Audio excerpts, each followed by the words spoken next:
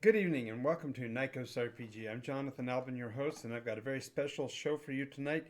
I am a storyteller and game master with 50 years of experience, but if somebody out there would like to put this to song, I would appreciate it. Here's the story.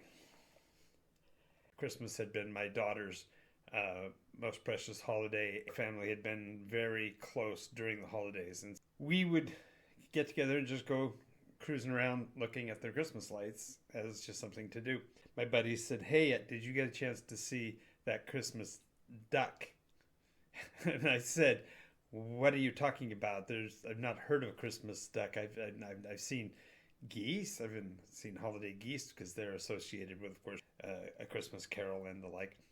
And he said, "No, it was a duck. It was really clearly a duck." And I said, "Well, where was it?" He says, "I don't remember exactly, but I definitely want us to go find it." I said, "Okay." Well, so we went cruising around, listening to Christmas music, and my dad would travel with us because didn't have anything else to do either. So we would drive around looking for this Christmas duck, and we went up and down every street in San Bernardino, every street in Colton and Redlands, and all of the communities around here. And there are a lot of people. This is a very festive and very seriously Christian environment. So there's a lot of great Christmas decorations, some of them whimsical, some of them outrageous, some of them silly, but no ducks. Now, that came up the next year around. At that point, I started thinking to myself, why isn't there a Christmas duck? There got a little bit of Dr. Seuss, a little bit of Gene Autry in it. It's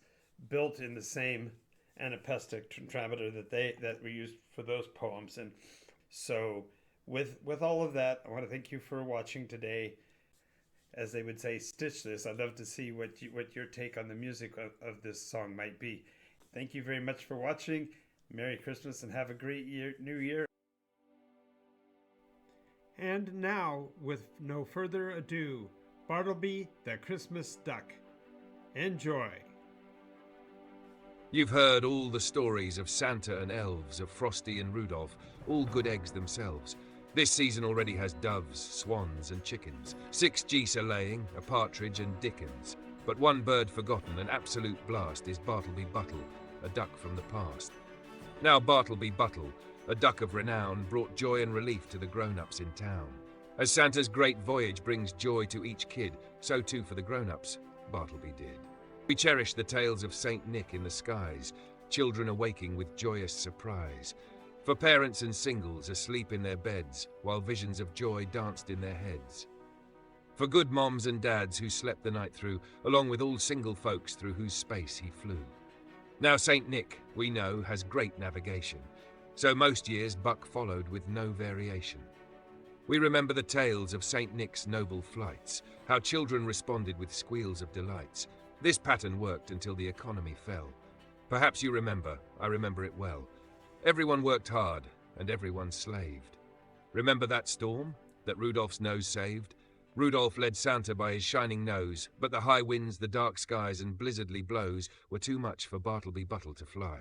No golden eggs for grown-ups that Christmas he brought, the shiny blessed season that Christmas was not. Now gifts under trees and tucked into socks came from makers and builders, warehouses and docks. Elves may have made them, they outsourced the trucks.